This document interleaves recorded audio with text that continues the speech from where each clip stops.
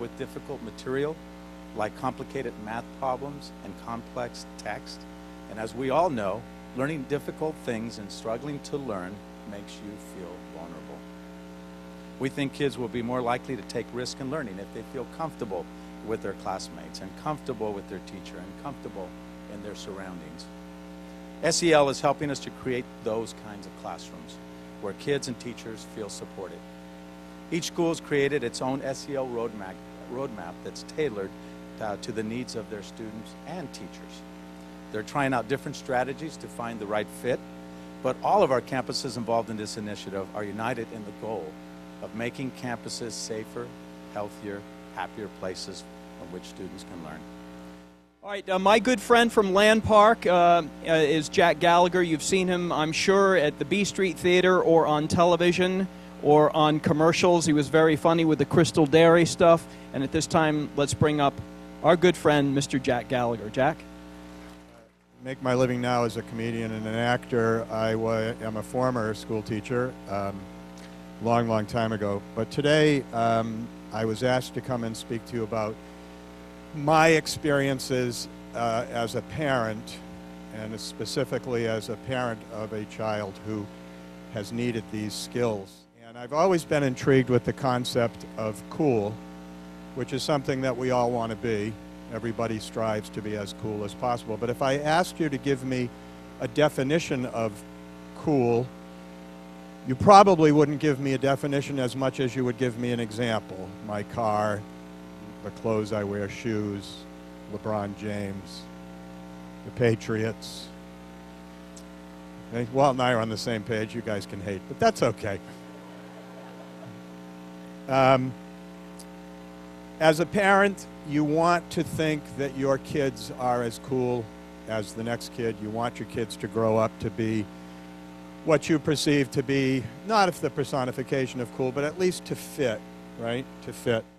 When my son Liam was 7, he was diagnosed with autism, ASD, the autism spectrum disorder. I'm sure that most of you in this room are familiar with that. Up until that point, we saw something different in Liam. He didn't speak for a while, but when he started talking, he didn't stop. But the weird thing about this, and if you're a parent, you can appreciate this, I'm sure. I know Walt has 3 kids. The first thing you do when your kids are born is check them to make sure that they're okay. And I mean physically okay. You count their fingers, and you count their toes, and you run your fingers in front of their eyes to see if they track, and you stand behind them and snap your fingers to see if their hearing works. And then you come across a situation like we came across where that stuff doesn't show up. There's no physical manifestation of the difference in your child. When something like that happens to you, it's devastating. Because the worst thing in the world is to think that there's something wrong with your child. And especially something wrong that no one knows how to fix. There's no physical manifestation with Liam. When you look at Liam, and then when you talk to him, you recognize pretty quickly that there's something going on. But like I said, the worst thing that can happen to a parent is that you think there's something wrong with your child. So when Liam was diagnosed, the first thing you do as a parent, and someone like myself and my wife who are former teachers, I had to quit teaching because I just could not figure out what to do with all the money. So I went into show business where, I tried to learn as much about it as I could. I read as much about autism as I could. And at the time, 12 years ago, before this huge wave of diagnoses was happening, there wasn't a lot to read. But I tried to find out as much as I could. I understand where the term was coined. It was coined in the 1940s by a psychologist named Leo Kanner, who came up with the word autism, which actually means escape from reality. He thought that these kids were actually childhood schizophrenics, and that they were actually, and one of the early theories was autism was happening because there was no bond between the mother and the child. So they used to take these kids out of homes and put them in foster homes or mental institutions before they understood what was happening. I tried to one of the frustrating, and I don't know if there's anybody in here who work, I'm sure there is people who work with kids on the spectrum. That's what they refer to it as, the spectrum. That's because they have been unable to sort of modify and make modules of what's happening. So this is what's frustrating when you first discover that your child has been diagnosed with autism. They're on the spectrum. The spectrum includes kids who will never have any communicative skills, all the way up to kids who know more about nuclear science at 14 than you will ever know in your entire life. And they're all put under this huge umbrella called the spectrum, which is frustrating as a parent to learn this, because how do you help a child who can't talk at the same time trying to help a child who's a genius in one way or another? And as a parent, you want your child to fit in. And I, as a former teacher, thought, I'm going to fix this. I'm going to fix him. Because I know education. I actually, my wife and I taught at a boarding school for kids with dyslexia. So I was familiar with learning disabilities. That was in the late 70s, early 80s, because I started teaching when I was 6. But I understand now that a lot of those kids who lived at the boarding school that we lived at were kids on the spectrum. It wasn't being diagnosed then. I can point specific kids out. Bradley Herscott was not a kid with dyslexia. He was a kid on the spectrum, but it wasn't being diagnosed. So I thought to myself, I can fix this. I can make Liam be just like everybody else, and that's what I'm going to do. And I worked really hard with him. I got to a point where I was spending more time on Liam than I was spending on my career. Okay, don't get mad at me. They used the Saxon math, which was the worst textbook I have ever seen in my life. I'm sorry. It jumped all over the place. It was, for Liam, it was the wrong book. It did fractions, then it went to mixed numbers, then it went back to fractions. Like, how can this kid get a hold on this if he's jumping back and forth? So when he was in the 5th grade, I rewrote his entire math book. I rewrote it so that it had pictures and graphs and different colors, and it was color-coded, and we called it the Blue Book, and it was on the table every night when we did homework. And he'd say, can we use the Blue Book? And I just tried as hard as I could to help him as much as I could, and we worked every single day together. But I realized that I was getting frustrated with Liam because he wasn't doing exactly what I wanted him to do when I wanted him to do it. Some of the more common stereotypes, some that are true, is that kids don't make a lot of eye contact sometimes. And there was a turning point in our relationship as father and son and sort of teacher and student because he wouldn't look at me a lot. I'd be talking to him and he'd be staring sort of off into space. And I would constantly say to him, hey, right here, right here.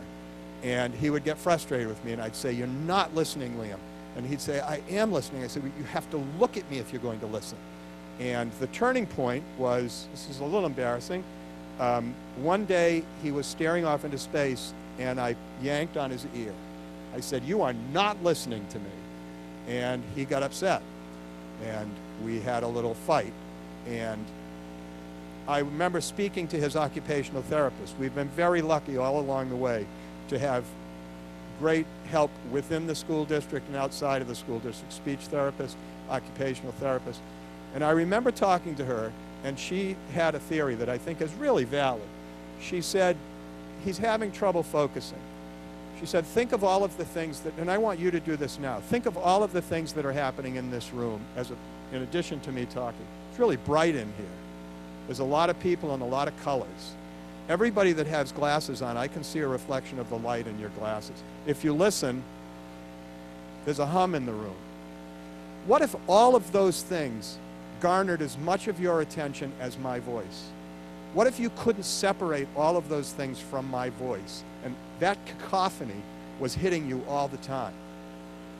So her theory was that Liam was staring into space. He would pick, and I know this for a fact because I would ask him about it, he would pick a spot on the ceiling or on the wall to look at that was just paint, so that all of the visual stuff was gone, and he only had to deal with the auditory stuff. And he said, I can block most of that out. He was listening. He wasn't listening in the way that I wanted him to listen. He was finding his own way of listening without help from me. So at that point, I realized I was heading down the wrong path with him, and I realized I might be doing more harm than good. So I backed off. I kept working with him, but I wasn't as strident as I had been before. And I started realizing all the things that I loved about Liam that he was losing because of what I was doing to him, because I was trying to make him walk down this aisle just like this. I used to tell my kids all the time, to the point that they would start to throw up a little in their mouths when I'd start talking about it. I'd say, life is like a sidewalk. You can walk down the sidewalk any way you want. You can go from side to side.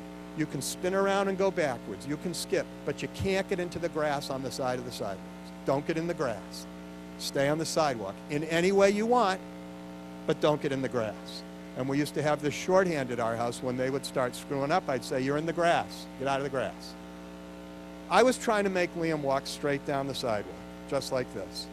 And when I left him to himself and his own devices, I started to see all the things in Liam that I loved that I was missing. He loves technology. He loves computers. He collects video games. He has every video game system that was ever made. Some of them work, some of them don't work. He can tell you when games were released in Japan, in Europe, the date that they were released. He went to Cal Middle, and he had a problem every day with these 3 or 4 girls at Cal, who I understand now it was not about Liam. But they would ask him every morning, are you retarded? Are you on crack? And he said to me one time, why are they doing this? And I said, well, Liam, to be honest with you, the stimming, that provokes people to say something to you. You can do it, but you have to understand the ramifications of you doing it. And he said, well, can I call them bitches? And I said, no, you cannot, because then you're just getting into what they're doing, and you don't want to do that. I said, the thing that you should do is ignore them, because when you pay attention to them, they're getting what they want from you. So just ignore them. So a couple of weeks go by, and nothing has happened, and we hadn't talked about it. One day he came home from school, and I said, how's it going with those girls? And he said, I'm ignoring them, Dad. And I said, good for you. What's happening? He said, well, I'm walking. The other day I was walking to school, and they started saying, hey, retard. Hey, you're on crack. And I said, what did you do? And he said, I said to them, I'm not talking to you. And I said, good for you. And then he said, under my breath, I said, bitches. We had an amazing amount of help with the school district in Sacramento. Everybody that we worked with, without exception, from his principals to his inclusion specialists to his classroom teachers who took on the extra burden of having Liam in their classroom because he required special attention, but they gave it to him. And Liam became is a more well-rounded person for his experience in the school district. I'm looking at all these things, you know, self-management. He used to have a very difficult time managing himself. And so we worked out with his teachers. I mean, we had him sitting on special seats. We had him squeezing squeeze balls. And it worked out that Liam needed a 5 or 6 minute break every now and then. He'd get up, go out of the classroom, walk around and come back, catch his breath, and he'd be fine. He didn't understand sarcasm. He didn't understand working with other people. I used to say to him, I mean, this is how, you know, he would say to me, Dad, I got, you know, when he was in grade school, he'd say, Dad, I got an A on this test. And I'd say, get out of here. And he would say, I'm not getting out of here. I'm going to stay right here and tell you about the test. Seriously. So it took him a really long time. And then eventually he would say, that's sarcasm. I said, you're right. That's sarcasm. And then he would say, don't be sarcastic with me. I say, okay. But what we found was all of the things that you're talking about with these core components of this is understanding who the kids are. I mean, he would come home from high school. Okay, I'll tell you, he went to Crocker, then he went to Cal Middle, and then we were looking for the perfect high school for Liam. One of Liam's social challenges was that he is not a person who makes friends easily, and he's difficult sometimes to be a friend with because of his specific personality quirks, and that's all they are. Once you get to know Liam, he's a charming, funny, lovable kid, man now. So we were looking for the right high school, and we found New Technology High, where Paula Hansel was the principal at the time, and it could not have been a better fit for Liam. The most loving, caring, nurturing environment. Liam went from not wanting to stay after school, not wanting to go to dances or parties, to going on his senior trip for 4 days. Okay, now we're getting to our blue ribbon panelists here, kind of the gravy today. It's something we've been looking forward to. We have 5 experts in the field, in the community, and would you please introduce yourselves left to right? My name is Elizabeth Griswold, and I'm an ordained minister in the United Church of Christ denomination, and locally I serve as the pastor of Parkside Community Church. And one of the most exciting things we've done in the past year is get involved with the faith-based community organizing group SAC ACT, and that's Sacramento Area Congregations Together. And they helped us do a listening campaign last year where the congregation talked together and listened to one another and decided that what we really want to work on is youth services in the community, expanding our notion of who our kids are. So while also strengthening programs for children and youth at the church, also looking at what are the needs in the broader community. And so we've gotten involved with a campaign through SAC ACT for advocating for social and emotional learning in the public schools. And it's been very energizing and dynamic to do that work within the congregation. So very excited to be here. Thank you.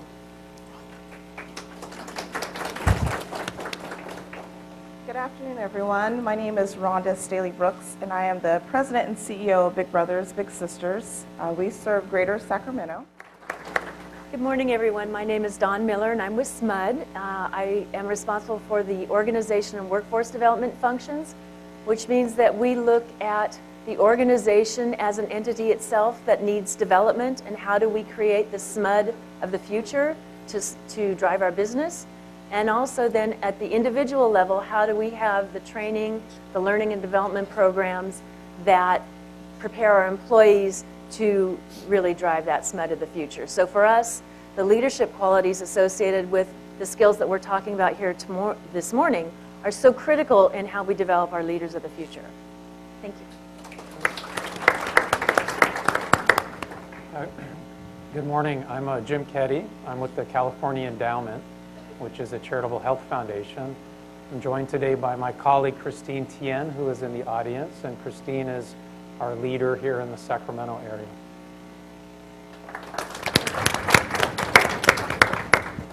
Good morning. My name is Roger Weisberg. For introductions, I usually start by saying I'm a father of a 28 and a 24-year-old who have great social and emotional skill. And my wife and I met in clinical psychology graduate school. We've been married for 34 years. My daytime job is I'm a Novo Foundation Endowed Chair in Social and Emotional Learning at the University of Illinois at Chicago. And I'm also Chief Knowledge Officer of CASEL, the Collaborative for Academic, Social, and Emotional Learning. I discovered the question that I have worked on now for almost 40 years. I was trained as a clinical psychologist, but I heard my advisor say in graduate school there are too many kids who have challenges, and there's never going to be enough helping resources to help all of those kids. So we really need to think proactively from the start. How do schools and families and communities promote positive outcomes in kids? So I've been thinking about this as really a promotion and education agenda for 40 years now. How important are relationships? I mean, you're out there trying to find matches for the children in your system, Yes. with dads and mentors and role models. How important is it for what you do? First of all, I serve primarily single-parent families. So my kids are coming from a vantage point where they're missing one of their family members in the home. The other thing is a lot of my kids are being raised by their grandparents. You know, and a lot of people are shaking their head. So kinship is coming up, and it's, you know, my mother, I always kid with her. I said, would you take my kids if I couldn't do it? She would, because that's what they do. And so that's a big number for us. And what we find is that if you get these kids relationships, before they get into trouble. You're going to prevent them from dropping out of school, prevent them from doing drugs, prevent them from doing alcohol. If they had somebody else that says you matter. See, we're all 12 at one point, right? Well, right? Everybody's still 12? Okay, great. And I remember this, and this lady said to me, and said, well, why? Because when we were 12, who listened to their parents? All right, we got 2 of you out of 200, all right? Didn't it sound so much better from somebody else that wasn't your mom or dad? And those relationships are developing and helping those kids make right decisions because somebody else is saying it, and it sounds so much better from a different person's perspective. Roger, how much in terms of what we're talking about with life skills, how much of that, this is kind of a big question, should be enriched in the academic environment, or should it be done at home? And are you replacing what isn't being done at home? We're not replacing what's done at home because the real emphasis of this work is school-family-community partnership. So this is giving common messages to kids as they're growing up, and it's critical to, when you do that, to have the family and schools and community working together. If I were to summarize decades of research at this point and try and keep it simple, if you want kids who are knowledgeable, responsible, caring, prepared for work and life and college and things like that, you want to strengthen families. You want kids to have a mentor sometimes, somebody who is crazy about them, who wants them to succeed and committed. You want to have quality education. You want to have connection to school. Kids have to be engaged. That's another part of relationships. You want to have safe and fun and effective out-of-school time. And again, the connections there. And a core to this very often is social and emotional learning because you want both relationships to happen and come from the adults, but you also want kids who can communicate and receive the love and the caring and the relationships as well. That's why it's a total package. Elizabeth, you're in the religion business. Isn't there already the relationship between people in your congregation and the book? I mean, how important is the relationship on your end? Certainly. I mean, that's, I think, one of the, churches are dying every day. And across the board, I'm very involved in the interfaith world too. My husband's actually a rabbi. And so congregations of all stripes are suffering, and people aren't as engaged anymore in their houses of worship. And I see that as a real shame, you know, even if we forget the theology and the dogma and the doctrine, but for the sake of relationships.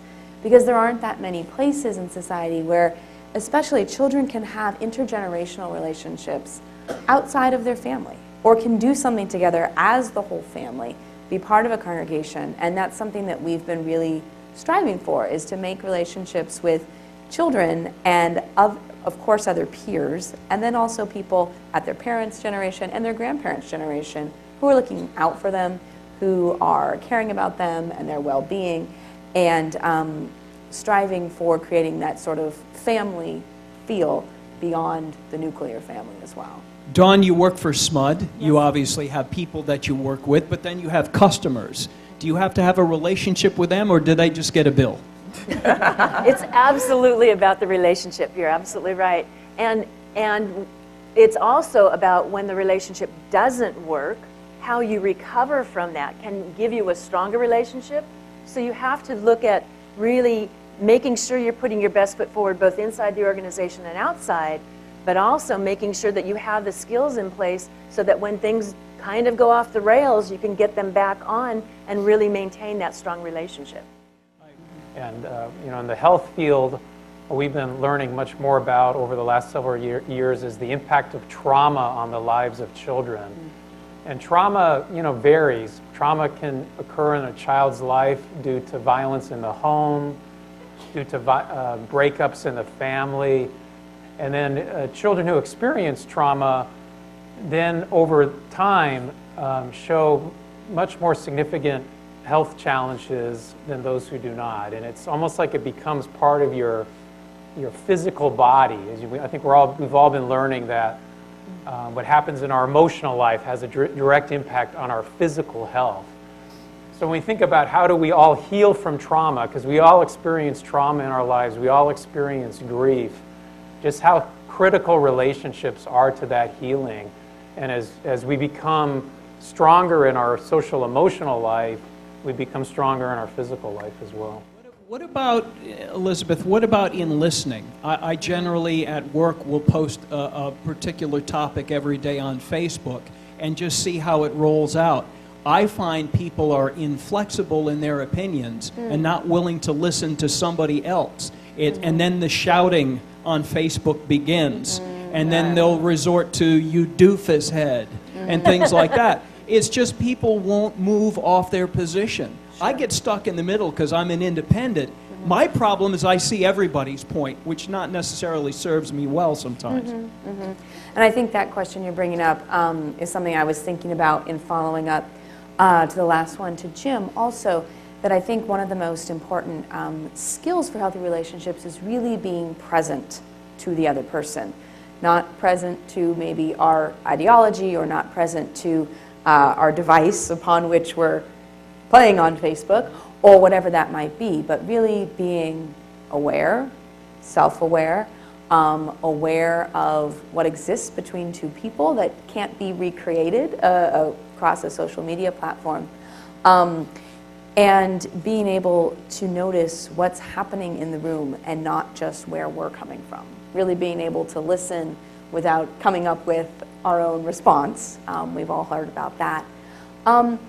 And at the end of the day, looking out for other people instead of some sense of trying to win.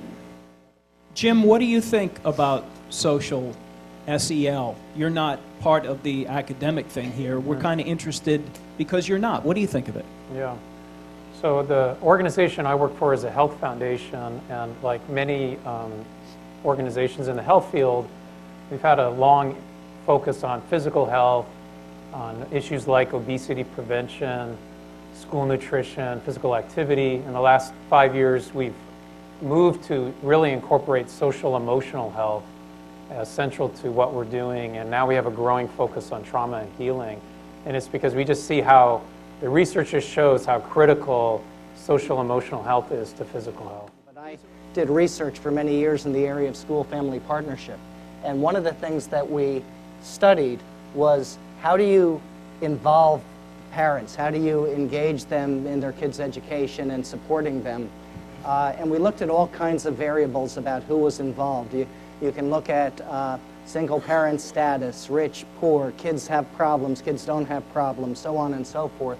The biggest predictor about whether a parent gets involved with schools and their kids' education is their perception, does the school want me involved?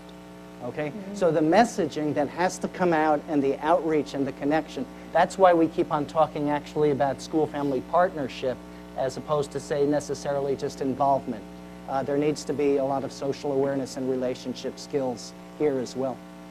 And I think in circles like this where people can let their hair down a little and maybe tell the truth about it, to acknowledge the challenge of it might be one thing to try to get the parents involved in helping with math or with reading, but when you're talking about something like social emotional learning, some defenses might come up. Parents feeling like you don't think my child is doing well socially and emotionally, that's more of a realm where the parents might have a little bit more of a sense of ownership. And so how to tread lightly, but also gain their partnership in a way, because we know it is so vital, because those social and emotional skills, as we've all been talking about and as you all know so well, are going to affect all those other areas. I see it so much in my work, and this is way beyond just with children. You know, we're having debates in the congregation about what to do about the congregants who are homeless and sleep at the church. And the stuff that comes out from people where they're talking about how they were abandoned as a child. They're talking about how their anger issues are coming up. And it's all these issues that are still there. That social emotional learning, of course, and that capacity to be self-aware, to be present, to acknowledge what's our stuff and what's really being talked about here is going to serve all of us for the rest of our lives. And it's part of the lifelong learning that we all do. Could I just chime in? one thing that I really wanted to convey is when we say that social and emotional learning is for everybody, we mean it's for everybody. So sometimes there's a view, oh, this is for kids that have problems, or oh, this is for kids in poor areas. But actually, the research that we've done is in suburban schools, rural schools, urban schools, elementary, middle, and high school, independent schools, charter schools, public schools, and I want to convey the message that actually the promotion of social and emotional competencies is something that exists everywhere. People are recognizing that to really be an effective parent, to be an effective worker, what business is calling for, that this is something in terms of the leadership skills that we're emphasizing, which is something that is really nationwide, not just for certain segments of the population. Did you get pushback when this first started in this district? It's been 3 years from folks here are like, wow, I got a lot on my plate as it is. I don't know that I can handle things that should be handled at home. Yeah. Well, one of the challenges is there's so much on people's plates right now. Teachers, there is something referred to as innovation fatigue. You know, here's the next thing coming along. At the same time, we've done national surveys with teachers who say social and emotional learning is important. It can help, it can be taught, it can help kids academically, it can help climate, it can help discipline in the schools. I think I should do it, but I need support. And I think that part of the messaging is when something is new and comes on, it feels like a change. With support from the Board of Education, from the superintendent, from principals, from parents in the community, this is something that we can all come together to advance. So I think initially, if it feels like an add-on, it's a problem. If it feels like this is the way we do business and it's important, then I think there's more and more acceptance. The growth in Sacramento over the last 3 years has been incredible. Jim, we're in such a high-tech world. Everybody's on their portable device, Facebook. It's different now. People are walking into walls as they're checking their messages. And it happens often now. How does that factor all into what we're talking today? Everything's so instant. Yeah. Well, you were mentioning Facebook earlier, Walt, and it does seem like our ability to injure one another has gone up in a big way by our ability to injure each other online, whether that's through Facebook or text. Texting is an impersonal thing. It's so, and the thought that I've had about this kind of environment of injury, we all are injured in our work life and in our relationships, and there's this, there's an analogy of like, you're going to have an arrow shot into you, every now and then, and it's just part of life. But what we do in our minds is then we shoot another 100 arrows into that same spot, And so how do we create a process of reflection and discipline in our own lives where we're able to just heal from that and move on and not keep repeating injury? Because when we're injured, we tend to injure other people. Roger, when I was a kid, I was perfectly comfortable with doing nothing. I could sit on a curb and just watch the trees blow. Maybe an occasional car drove by. Jack and I are both from Rhode Island, oddly. So, but, I mean, what does that say as opposed to my kids now who will come back from an event and we're bored. Like, what do you mean you're bored? We just got done being not bored. Well, I wanted to say something about technology and how technology, we have to be careful about this shaping our kids. I mean, it's already shaping us in many ways, but in a world with tweeting and Instagram and Facebook and on, people are, the attention spans are getting shorter. The messages are 140 letters or less. This creates a real problem that people don't know how to maybe engage, communicate more, and I think it puts more of an attention on what families and schools need to be doing to engage. You can use technology as an incredible gift with power to engage kids, I think, in certain ways, but SEL, I don't think, has ever been more important right now because kids have to learn how to concentrate and communicate and look each other, and to see the impact they're having rather than just doing things quickly. Walt?